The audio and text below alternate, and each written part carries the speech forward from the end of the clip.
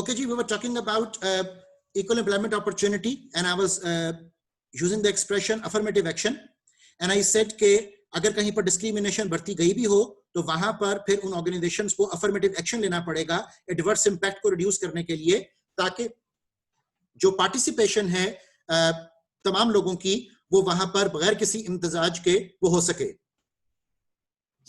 इसी तरह HR functions की जब हम बात करते हैं तो वी टॉक अबाउट स्टाफिंग, जिसमें कि जॉब एनालिसिस, रिक्रूटिंग, सिलेक्शन, इस तरह के फैक्टर्स आ जाते हैं। जब हम टैलेंट मैनेजमेंट की बात करेंगे एज एन एचआर फंक्शन तो उसमें orientation, training, HR development, career planning, performance के इश्यूज वो काउंट किए जाएंगे। टोटल रिवॉर्ड के बारे में हम डिस्कशन करेंगे और आज हम एक बड़ी डिटेल्ड डिस्कशन इस हवाले से करेंगे कि कंपनसेशन, इंसेंटिव एंड बेनिफिट्स के जो लीगल इंप्लीकेशंस हैं, जो प्रैक्टिकल इंप्लीकेशंस हैं, जो स्ट्रेटेजिक इंप्लीकेशंस हैं, वो क्या क्या हो सकती हैं और किन चीजों पे हमें फोकस करना वो जरूरी है, और इसके बैकएंड के ऊपर कौन कौन सी थ्योरीज जो हैं वो इंप्लीमेंटेड है, इसके ऊपर हम अभी बड़ी डिटेल में डिस्कशन करेंगे। इसी तरह risk management and worker protection, उसमें उसके हेल्थ एंड वेलनेस के इश्यूज हैं, उसके हवाले से आपको पता है कि बेशुमार हमारे पास स्टैंडर्ड्स भी मौजूद है। जैसे आईएसओ सर्टिफिकेशंस की अगर हम बात करें तो आईएसओ 18000, आईएसओ 14000, ये health and safety, environment protection, इनकी बात करते हैं।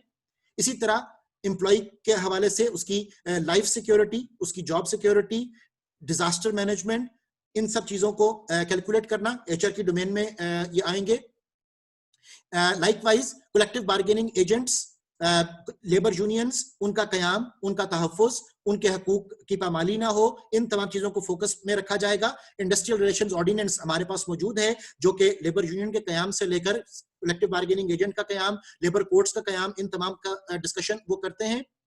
सो एचआर फंक्शंस जो हैं वो हर एक फंक्शन एक पूरी दुनिया अपने अंदर समाये हुए है, जिसमें के बड़ी डिटेल के साथ ह्यूमन रिसोर्स की प्रोटेक्शन, ह्यूमन रिसोर्स का तहफ़्फ़ुज़, ह्यूमन रिसोर्स की वेलबींग, इसकी बात की जाती है। इन तमाम कवानीन के होने के बावजूद, इन तमाम चीजों के होने के बावजूद, हम जब एग्जीक्यूशन अपनी कंपनीज, फैक्ट्रीज, कारखानों में देखते हैं तो वहां पर अक्सर औकात बहुत बुरे हालात हैं। उसकी वजह अगेन मैंने आपसे लास्ट लेक्चर में भी डिस्कस की थी कि वो प्रोसीजरल जस्टिस का प्रॉब्लम नहीं है, डिस्ट्रीब्यूटिव जस्टिस का प्रॉब्लम शायद ज्यादा हाईलाइटेड है। प्रोसीजर्स हमारे पास डेवलप्ड हैं, फैक्ट्रीज एक्ट 1934 भी मौजूद है, इस तरह के बेशुमार हमारे पास चाइल्ड लेबर से रिलेटेड जो हमें बातों का ख्याल रखना है वो तमाम भी मौजूद हैं। अब होता यह है कि जब हमारी ऑर्गेनाइजेशंस, हमारे लोकल फैक्ट्रियां, कारखाने और ऑर्गेनाइजेशंस जब वो बैरूनी दुनिया से राब्ता करते हैं तो बैरूनी दुनिया उनसे डिमांड करती है कि आपने हमारे बताए हुए कवानीन के मुताबिक काम करना है। अब इस चीज को डेमोन्स्ट्रेट करने के लिए मैं आपके साथ एक एग्जांपल भी शो करता हूं। अदिदास के जो एम्प्लॉयमेंट स्टैंडर्ड्स हैं, अब गुज़िश्ता माजी में, गुज़िश्ता कुछ सालों में जब सियालकोट की डिफरेंट फर्म्स उन्होंने नाइकी और अदिदास के साथ कॉन्ट्रैक्ट किए कि they would be providing the sports kits, they would be providing the footballs for the FIFA World Cup. So उस कॉन्टेक्स्ट में उन ऑर्गेनाइजेशंस ने हमें एम्प्लॉयमेंट स्टैंडर्ड्स दिए और हमें यह कहा कि जब तक आप इन एम्प्लॉयमेंट स्टैंडर्ड्स के मुताबिक अपने आप को डेवलप नहीं करेंगे तब तक आपका हमारे साथ कॉन्ट्रैक्ट वो फाइनलाइज नहीं हो सकता।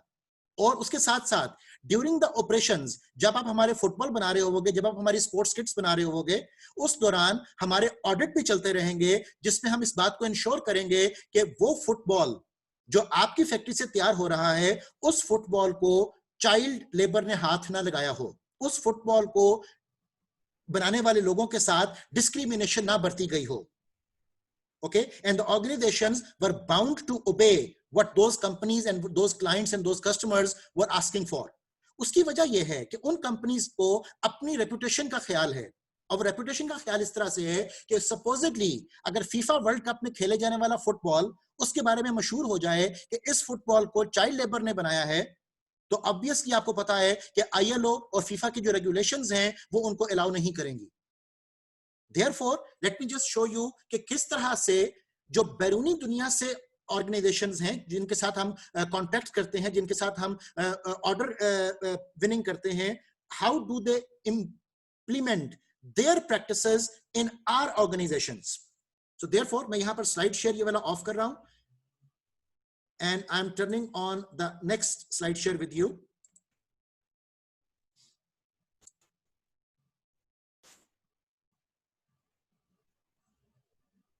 ओके जी, this is the document I wanted to show you. और ये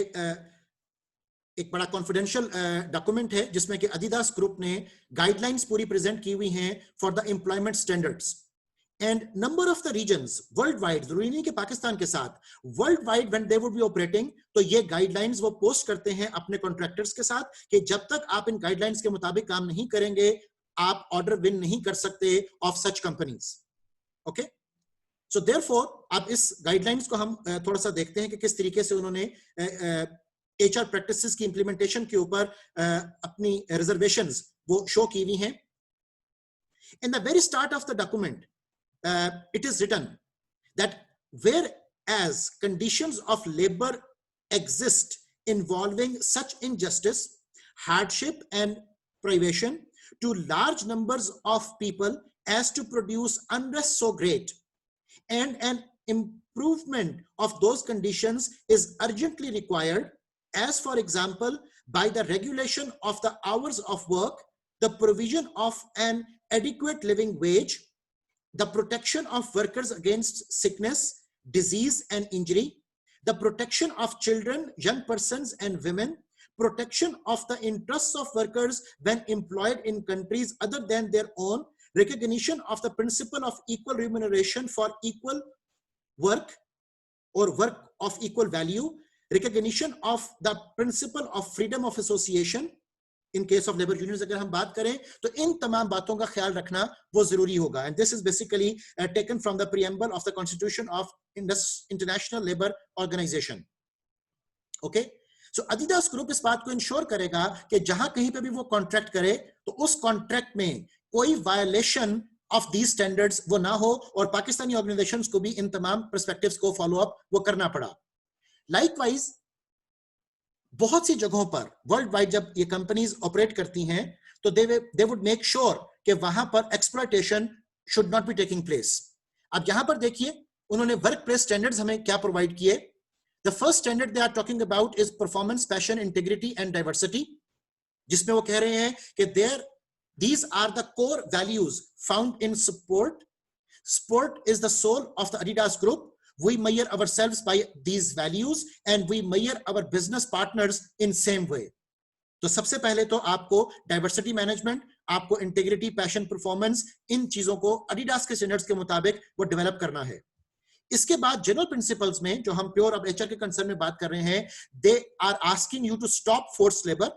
they are asking you to stop child labor, they are asking you to stop discrimination, they are asking you to stop wages and benefits, they are asking you to stop like overtime जो required and prescribed hours से ज्यादा हो। ठीक है, इसी तरह freedom of association and collective bargaining, disciplinary practices, health and safety के rules, environmental requirements, इन तमाम को फॉलो करना वो जरूरी होगा। अब अफसोस की बात यह है कि ये तमाम तर फैक्टर्स हमारे लॉज में भी मौजूद हैं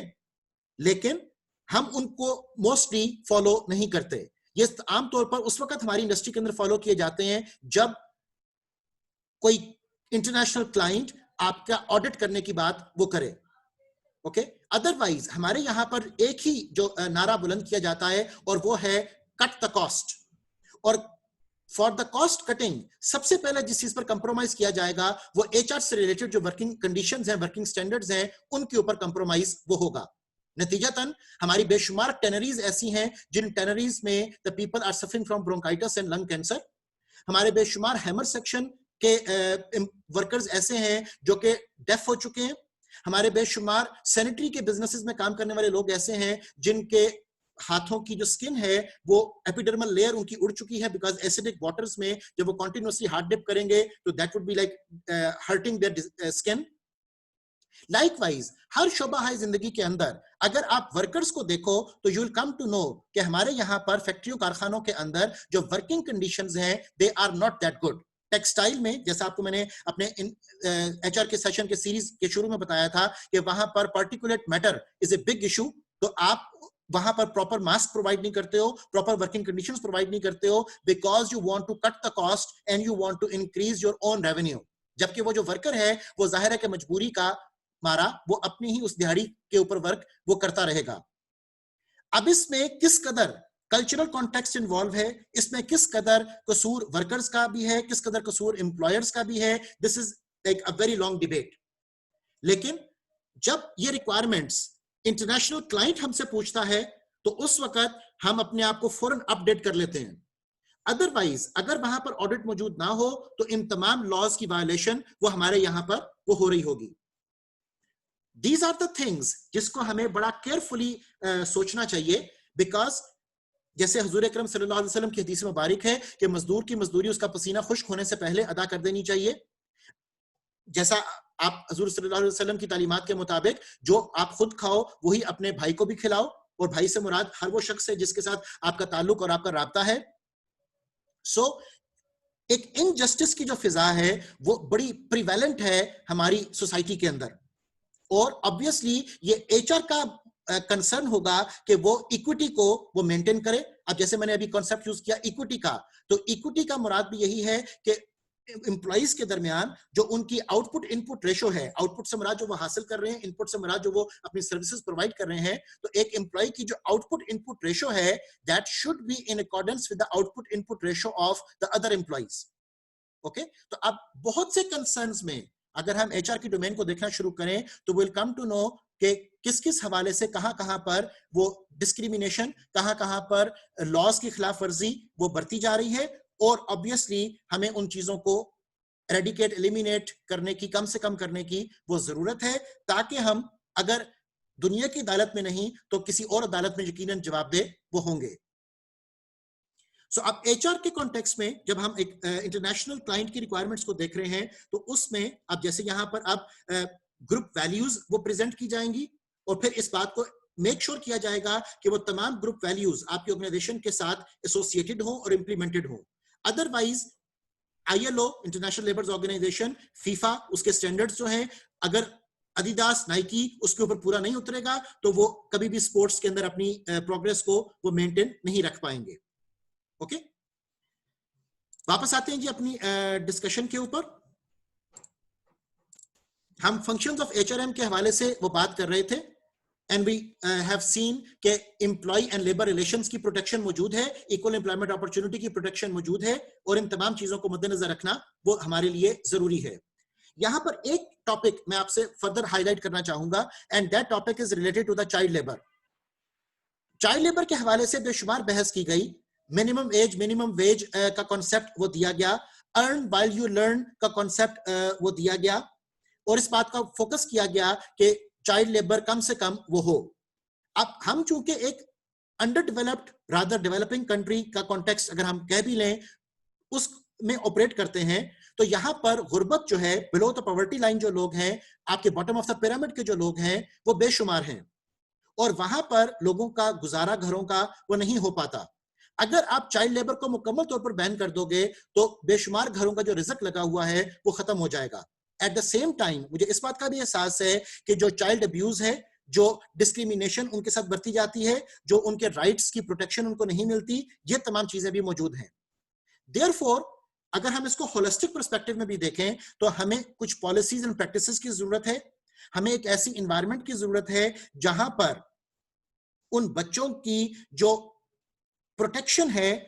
साइकोलॉजिकल प्रोटेक्शन, फिजिकल प्रोटेक्शन, उनके राइट्स की प्रोटेक्शन, इन सब चीजों को इंश्योर वो किया जाए। बेशुमार एनजीओज नो डाउट इस पर काम करती हैं, लेकिन एक्सप्लॉयटेशन भी इंतहाओं पर है।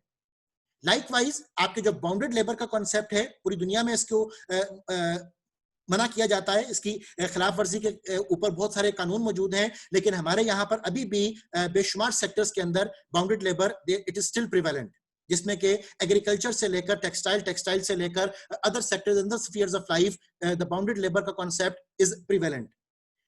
देयरफॉर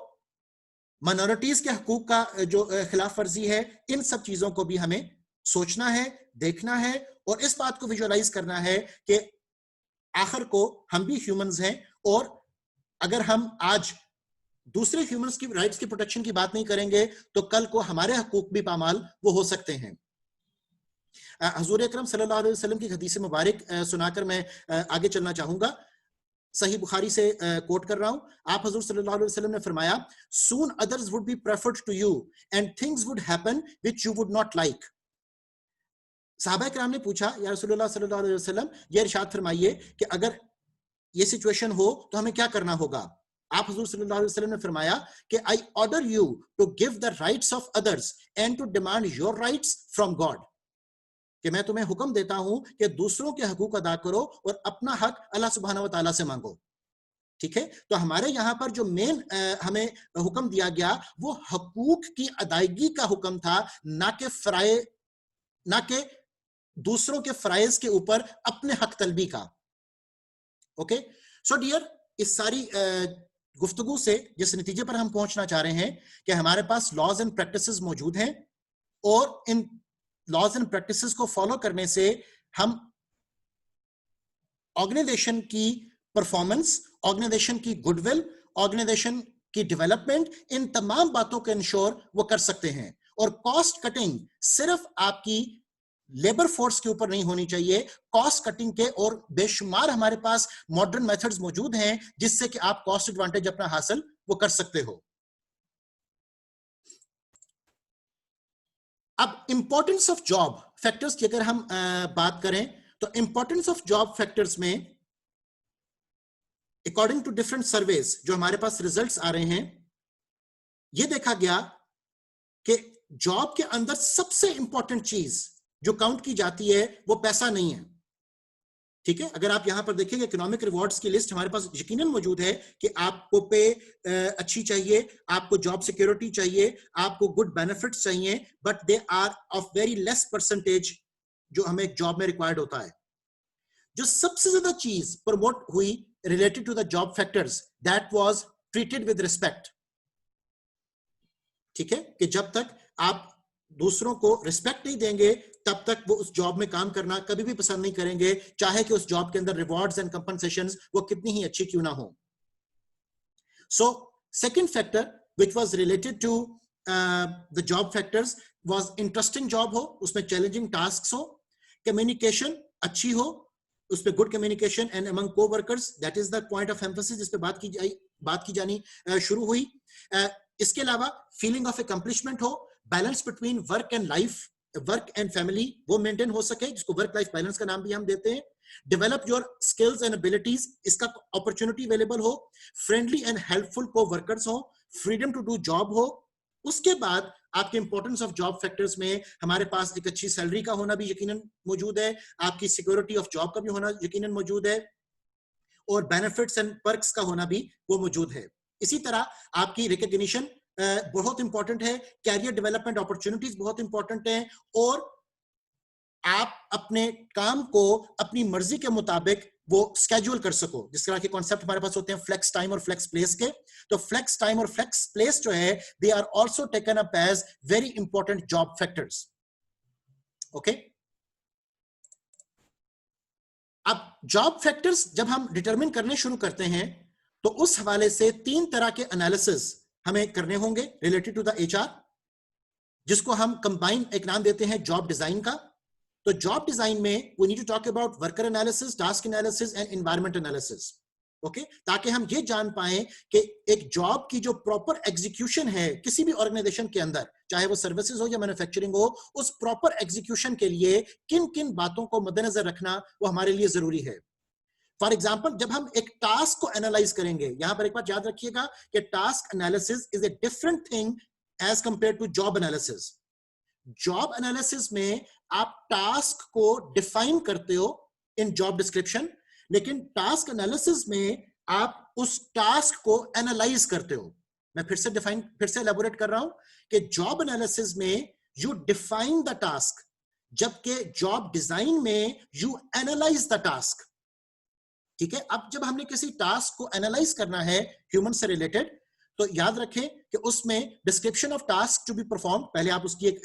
रिटन वर्बल डिस्क्रिप्शन दोगे, देन टास्क सीक्वेंस क्या होना चाहिए, फंक्शंस ऑफ टास्क क्या होने चाहिए, फ्रीक्वेंसी ऑफ टास्क क्या होनी चाहिए, क्रिटिकलिटी ऑफ टास्क बहुत इंपॉर्टेंट है, relationship with other job task. इसके बगैर बहुत सी ऑर्गेनाइजेशंस के अंदर वो बॉटलनेक्स आने शुरू हो जाते हैं, वर्कफोर्स ऑप्टिमाइजेशन नहीं हो पाती, परफॉर्मेंस रिक्वायरमेंट्स को मद्देनजर रखना है, इंफॉर्मेशन रिक्वायरमेंट को मद्देनजर रखना है, एरर पॉसिबिलिटीज को काउंट करना चाहिए। तो ये तमाम चीजें टास्क एनालिसिस के साथ एसोसिएटेड होंगी। लाइकवाइज जब आप एनवायरनमेंट एनालिसिस की बात करो तो वो जॉब कहां पर परफॉर्म हो रही है, उसकी वर्क प्लेस लोकेशन कैसी है, प्रोसेस कहां पर क्या परफॉर्म हो रहे हैं, उस प्रोसेस के दौरान टेम्परेचर और ह्यूमिडिटी लेवल कितना है, लाइटनिंग कैसी है, वेंटिलेशन लेवल कितना है, safety, logistics, space requirement, noise, vibration, इस तरह के बेशुमार एस्पेक्ट्स जो हैं वो आपके एनवायरमेंट एनालिसिस के साथ एसोसिएटेड हैं। और यही तमाम स्टडीज आगे चलकर हमारे लिए एर्गोनॉमिक्स का पार्ट बनती हैं, जहां पर हम मैन मशीन मॉडल्स की बात करते हैं, जहां पर हम ह्यूमन फैक्टर ऑप्टिमाइजेशन की बात करते हैं, ह्यूमन फैक्टर इंजीनियरिंग की बात करते हैं।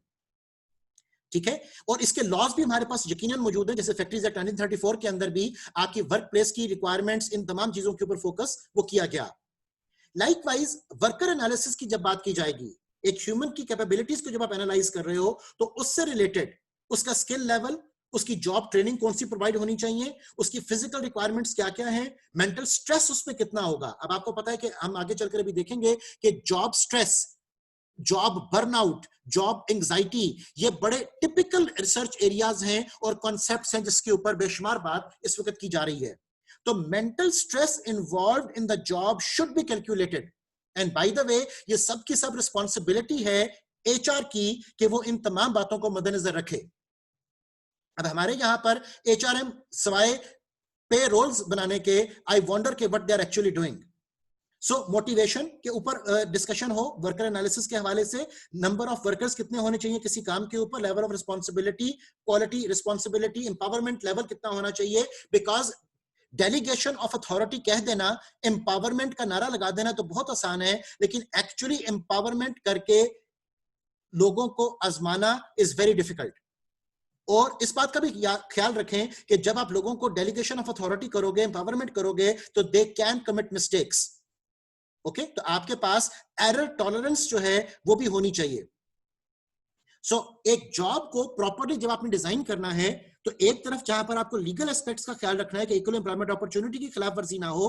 वहां पर आपको इस बात का भी ख्याल रखना है कि वहां पर आपके तमाम फैक्टर्स का एनालिसिस प्रॉपर तरीके से किया गया हो,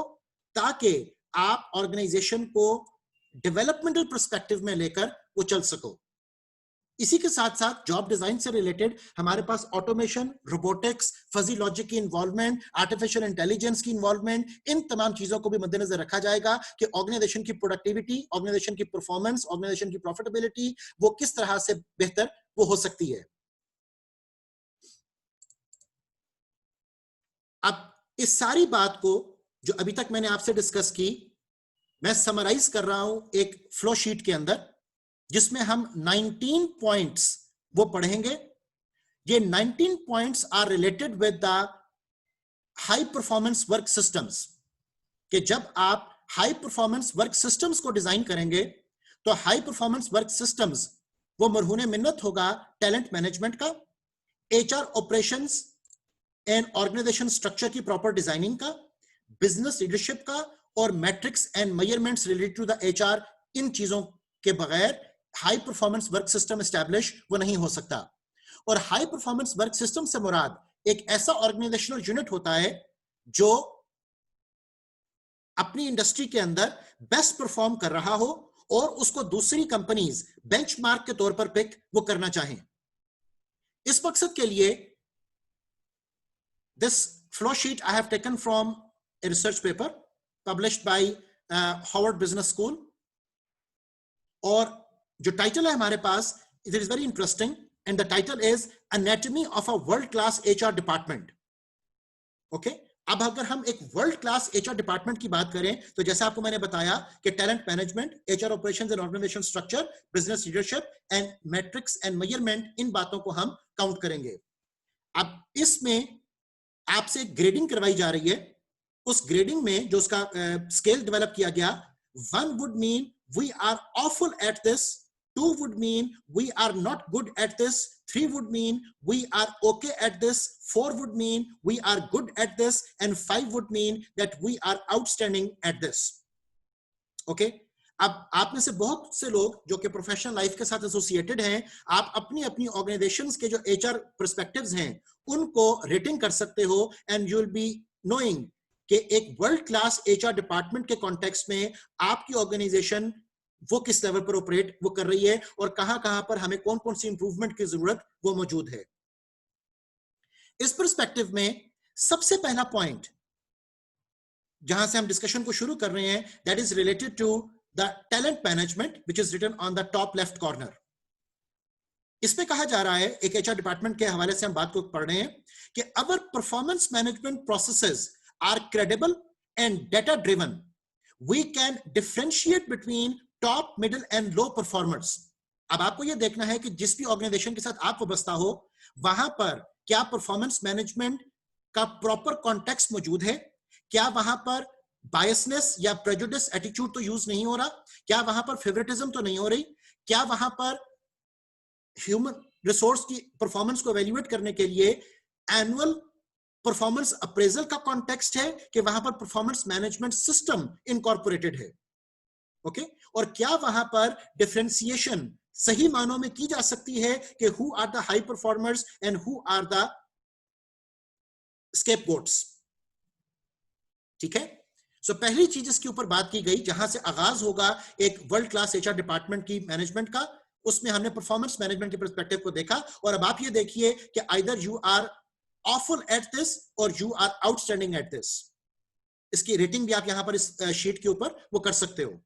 द सेकेंड पॉइंट जो कि एक वर्ल्ड क्लास एचआर डिपार्टमेंट को रिक्वायर्ड है, that is we constantly upgrade the quality of our talent pool. अब क्या उस ऑर्गेनाइजेशन के अंदर काम करने से आपकी स्किल एनहांसमेंट, आपकी कंपिटेंसीज, आपकी प्रोफिशिएंसीज वो बेहतर हो रही हैं, आपकी लेवल इंप्रूवमेंट हो रही है कि नहीं हो रही है, वहां पर प्रॉपर ट्रेनिंग एंड डेवलपमेंट के सेशंस हो रहे हैं या नहीं हो रहे हैं, that is the thing which you can find out related to the talent management. The third factor we have is we understand the different segments of our workforce and have implemented tailored strategies to attract, develop and retain them. Okay, तो strategic perspective में अब आपको यह देखना है कि आपने workforce के बारे में किन किन स्ट्रेटेजीज को इंप्लीमेंट किया हुआ है, उन स्ट्रेटेजीज में क्या फ्लेक्सिबिलिटी मौजूद है, और क्या उस फ्लेक्सिबिलिटी के होने से आपके पास टैलेंट रिटेन रहता है कि आपका टर्नओवर रेट जो है वो बहुत ज्यादा है। Number 4, we understand and actively manage our employment brand in the labor market. जैसा अभी आपको मैंने शुरू में बताया कि एम्प्लॉय ब्रांडिंग का जो कॉन्सेप्ट है that is very popular these days, और आपने अपनी एम्प्लॉय ब्रांडिंग के लिए क्या क्या इकदामात वो किए हुए हैं, क्या आपके एम्प्लॉइज आपकी ऑर्गेनाइजेशन के साथ अपने आप को एसोसिएट करके फख्र फील करते हैं कि they are just there to get their wage and salary. Number 5, we know the strengths and development needs of our leadership bench and constantly work to identify and build future leaders. Okay, तो आपकी वहां पर जो training and development के context में उसको भी हम मद्देनजर रख रहे हैं, और ये भी देखा जा रहा है कि जो फॉलोअर लीडर रिलेशनशिप है उसके ऊपर कितना एम्फोसिस वो किया जा रहा है, और क्या वहां पे जो लीडरशिप स्टाइल यूज किया जा रहा है that is the appropriate leadership style और नॉट। अगर वहां पर पार्टिसिपेटिव लीडरशिप स्टाइल की जरूरत है और वहां पर डिक्टेटरशिप यूज की जा रही है, तो ऑब्वियसली वहां पर जो लोगों का बोर्डम, लोगों की एंजाइटी, फ्रस्ट्रेशन, बर्नआउट वो होगा, it would be high. 6 point जो टैलेंट मैनेजमेंट की इवैल्यूएशन के लिए हम काउंट करते हैं, that is our talent sourcing strategies identify the best person for the job, whether that person is inside the organisation और आउटसाइड। इसका मतलब क्या होगा कि आप क्वालिफाइड लोगों को आइडेंटिफाई वो कर सकते हो, और ये तभी मुमकिन होगा जब आपने जॉब को भी प्रॉपरली तरीके से डिफाइन किया हो और आपने उस जॉब को परफॉर्म करने के लिए जो एम्प्लॉइज आपके पास आ रहे हैं उनकी कैपेबिलिटीज और स्किल्स को भी प्रॉपरली डिफाइन वो किया हो। इसके बाद another focus which you need to come up with is known as yield pyramid. Yield pyramid एक टेक्निकल एक्सप्रेशन में यूज कर रहा हूं एचआर के हवाले से। इसका मतलब ये होता है कि सपोजिटली आप एम्प्लॉयर ऑफ द रीजन हो कि नहीं, आप लोगों की फर्स्ट चॉइस हो कि नहीं। अगर एक जॉब अनाउंस होती है तो कितने लोग आपके पास अप्लाई करते हैं, उनमें से कितने लोग आपके पास टेस्ट इंटरव्यू के लिए अपीयर होते हैं, उन टेस्ट इंटरव्यूज में से कितने लोग आप शॉर्टलिस्ट करते हो, उनमें से कितने जो है वो उनको जॉब ऑफर की जाएगी, और फिर उनमें से कितने जो है वो सिलेक्ट होंगे। इस कॉन्सेप्ट को हम कहते हैं एक ऑर्गेनाइजेशन के पर्सपेक्टिव में यील्ड पिरामिड। तो अब जो HPWS होगा, हाई परफॉर्मेंस वर्क सिस्टम होगा, जहां पर प्रॉपर टैलेंट मैनेजमेंट की टेक्निक्स को यूज किया जाता है, वहां पर यील्ड पिरामिड में हमारे पास मैक्सिमम यील्ड अचीव हो पाती है ऑफ द राइट टैलेंट। अब ये हमारे पास 6 पर्सपेक्टिव्स हैं, जिन पर्सपेक्टिव्स में एक वर्ल्ड क्लास जो HR डिपार्टमेंट है, हम उसकी एनाटॉमी को टैलेंट मैनेजमेंट से रिलेटेड वो स्टडी कर रहे हैं। लाइकवाइज अगर हम HR operations and organisation structure की बात करें तो यहां पर वो बात करता है कि HR is viewed as a model for high quality low cost service delivery. Okay, अब आपको ये देखना है कि क्या आपकी ऑप्टिमाइजेशन ऑफ वर्क है, क्या आपकी स्केड्यूलिंग, आपकी जो वर्क असाइनमेंट्स हैं वो प्रॉपरली वहां पर डेलीगेटेड हैं, क्या वहां पर बॉटलनेक्स तो नहीं प्रिवेल कर रहे, बिकॉज उन बॉटलनेक्स के होने से जाहिर है कि ऑपरेशंस के अंदर हिंड्रेंसेस वो आएंगी। और आपको ये भी देखना है कि क्या वहां पर क्वालिटी के जो फैक्टर्स हैं वो सही तौर पर इंप्लीमेंटेड हैं या इंप्लीमेंटेड नहीं हैं। ओके, जैसे कि एग्जांपल मैं आपसे डिस्कस करता हूं कि आपने कॉन्सेप्ट सुना होगा क्वालिटी कंट्रोल सर्कल्स का। जब जापानीज स्कूल ऑफ थॉट में जब हम टोटल क्वालिटी मैनेजमेंट को इंप्लीमेंट करते हैं तो एक क्वालिटी कंट्रोल सर्कल्स का कॉन्सेप्ट हमारे पास आता है। जापानीज फर्म होंडा, उन्होंने जब अपना प्लांट अमेरिका में शुरू किया तो they came up with another interesting idea. उन्होंने कहा कि क्वालिटी कंट्रोल सर्कल्स बनाने की बजाय हम तमाम एम्प्लॉइज को हमारी ऑर्गेनाइजेशन के अंदर जो होंगे उनको हम डेलीगेट कर देते हैं क्वालिटी इंस्पेक्शन। और अगर कोई भी एम्प्लॉय क्वालिटी से रिलेटेड कोई भी हमें पॉइंट हाईलाइट करेगा तो हम उसको एक्स्ट्रा कंपनसेट भी करेंगे, और सो मच सो कि उस एम्प्लॉय के पास एम्पावरमेंट होगी even to stop the assembly line. Okay, तो वहां पर इन चीजों को इंप्लीमेंट करने से they were able to achieve 0% defect rather than focusing upon 100% perfection. Okay, तो अब ये तमाम वो फैक्टर्स हैं जहां पर हम HR operations and organisation structure की डिजाइनिंग इस तरीके से करते हैं जिस डिजाइनिंग में फ्लॉज वो मौजूद ना हो। अब 8th पॉइंट में देखिए, it is said that we use technology to enhance managers access to HR data and support their decisions as well as to provide cross effective service to employees. Okay, so अब क्या आपने technological जो interventions हैं उनको properly वहां पर create किया हुआ है या क्रिएट नहीं किया हुआ है, और क्या एम्प्लॉइज को उस टेक्नोलॉजी तक रसाई भी है कि नहीं है। 9th पॉइंट देखिए, we monitor our vendors on an ongoing basis to ensure that they are adhering to service standards and requirements. तो अब जितने भी स्टेक होल्डर की इन्वॉल्वमेंट है उन तमाम इन्वॉल्वमेंट्स को भी इंश्योर वो किया जाए। 10th point, HR resources are appropriately allocated between transactional and strategic work requirements.